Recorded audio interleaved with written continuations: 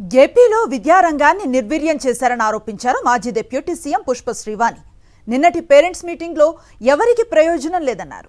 వేల కోట్ల fee reimbursement బకాయిలు పెండింగ్లో ఉన్నాయని వెంటనే వాటిని విడుదల చేయాలని డిమాండ్ చేశారు పుష్ప శ్రీవాణి.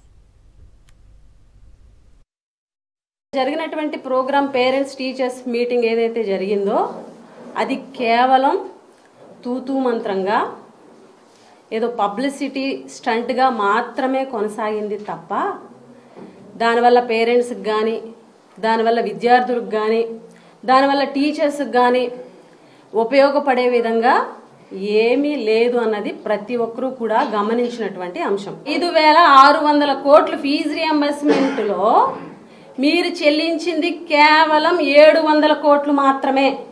అంటే 4,900 కోట్ల రూపాయలు బకాయిలు పెండింగ్.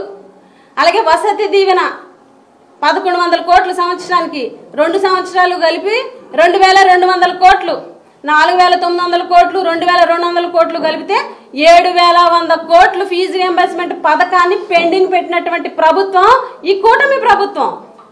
ఈరోజు విద్యార్థులు పాస్ అవుట్ అయ్యి సర్టిఫికెట్స్కి వెళ్తుంటే తల్లిదండ్రులు ఫీజు కడితేనే కానీ సర్టిఫికెట్స్ ఇవ్వమని చెప్తే పాప నానా కష్టాలు పడి అప్పులు చేసి ఫీజులు కట్టి సర్టిఫికెట్స్ తెచ్చుకున్నారు. ఈ మాట వాస్తవం కాదు, అడగండి.